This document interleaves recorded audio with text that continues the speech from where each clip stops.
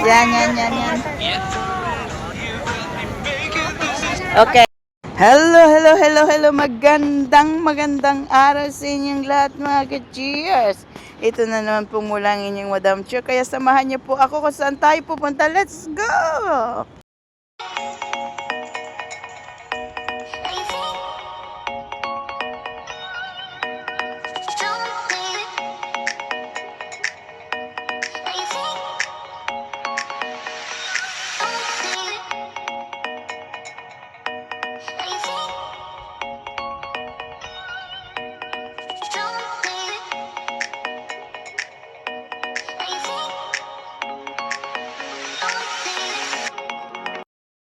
Yan mga ka-cheer, at dahil mayroon tayong isinagawang magandang aktibidad sa lugar nito, ay kaya pinuntahan natin at ipakita ko po sa inyo kung gaano kaganda ang lugar na ito. Siyempre, pwede kang maligo, pwede kang mag-exercise dito, walking at running sa buhanginan. Pwede din po ang inyong mga alaga tuwing umaga, hapon at gabi.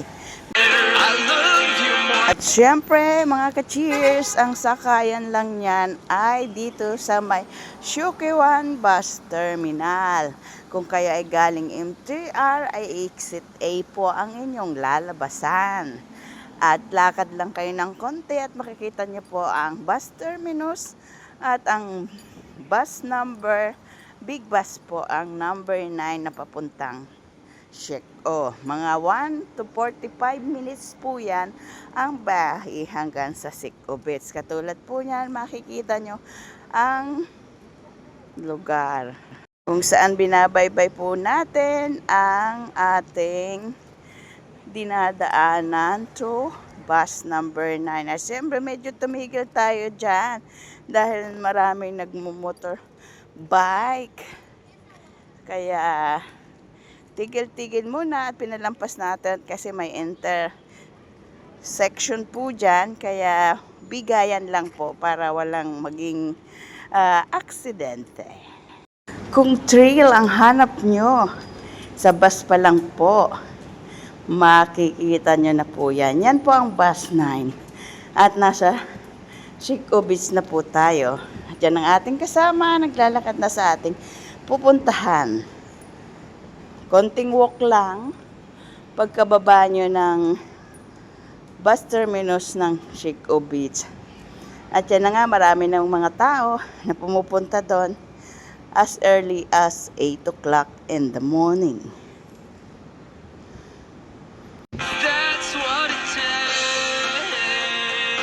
At yan na nga po ang magandang tanawin ng Sikobits, at ang bawat isa ay naghahanap na ng magandang place na kanilang tatambayan.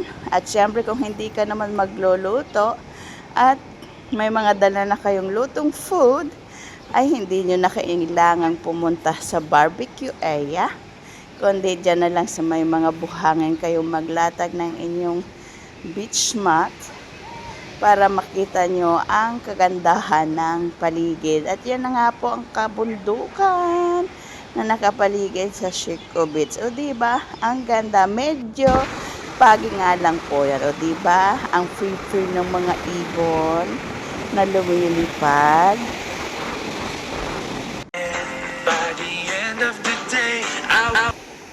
Sikobits, located on the southeastern tip of Hong Kong Island, is a popular Sunday Grade A rated beach known for its laid-back rustic vibe, gentle waters, and in contrast to its calm, a lively weekend scene. It's offer extensive amenities including lifeguards, shark nets, changing rooms, showers, and nearby popular casual restaurant and local colorful village.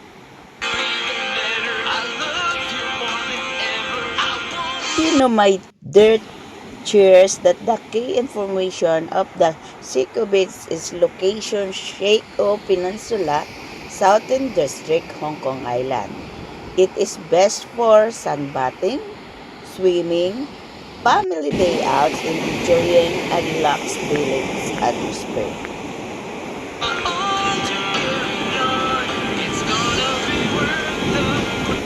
The water quality is generally rated good by the Environmental Protection Department.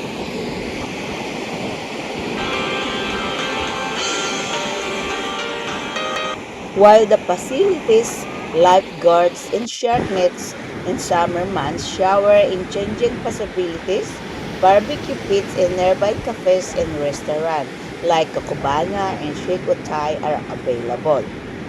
For forever, I won't lose faith if that's what it takes when on Sico Beach, the activities you can do there is sunbathing, swimming. You can renting umbrellas, chairs, exploring the village, and walking the nearby by Dragon's Back trails. The chairs and the umbrellas you can use also on the barbecue side if you want to bring a fresh food that you can barbecue there is fine, and you also can use it in the beach while you are sunbathing or staying or reading in the sand.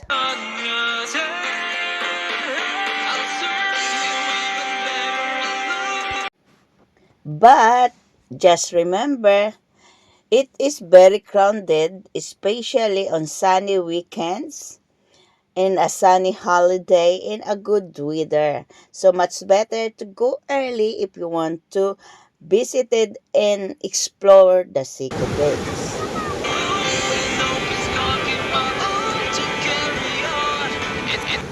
The nearby attraction of Sico Beach is Big Wave Beach.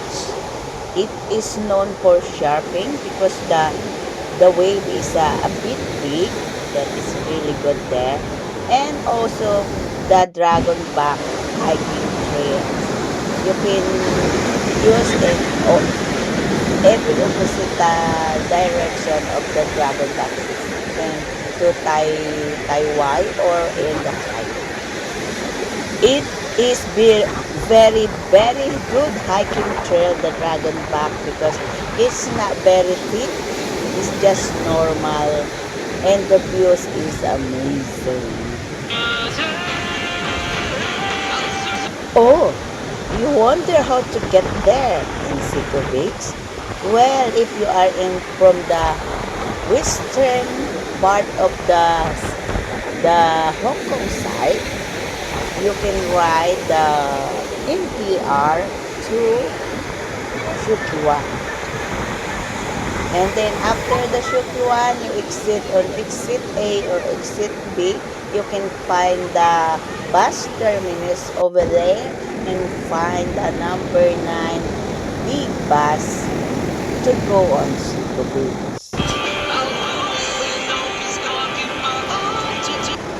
A lot of local people, tourists came from China and different parts of the world is liking to go in the Sico Beach because it's very, very nice beach and also the surrounding, the mountains surround on it is really, really good.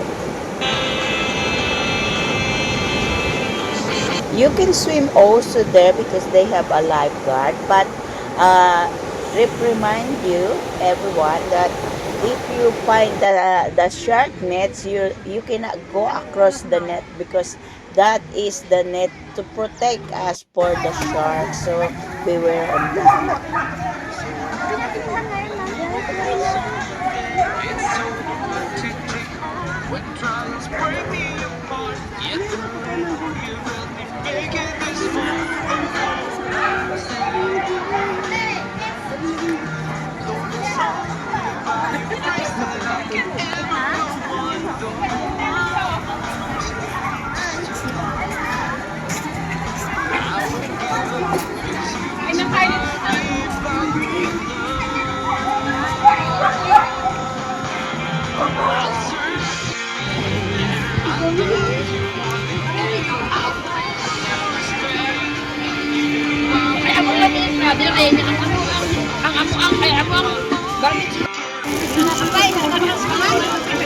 Marami ka sa Kukunti naman tayo. Oo. Hindi ako nagdala dahil alam ko marami ang magdadala. Mas masarap kasi pag matagal ang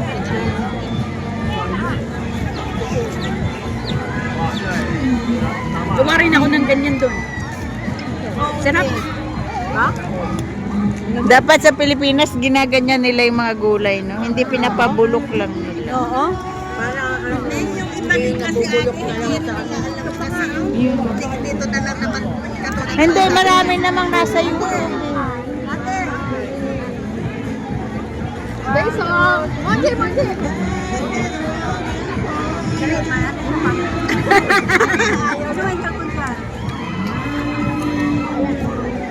Guys, manje. Pero nasilip yung kanina ang ganda. Makasabi yun. Yung ginawa kay Kaan, saan ba yun? Kay Kaan. Libanan. Libanan. Sabi din sa is. Bring the cook food already, and while you are barbecuing is you can eat if you are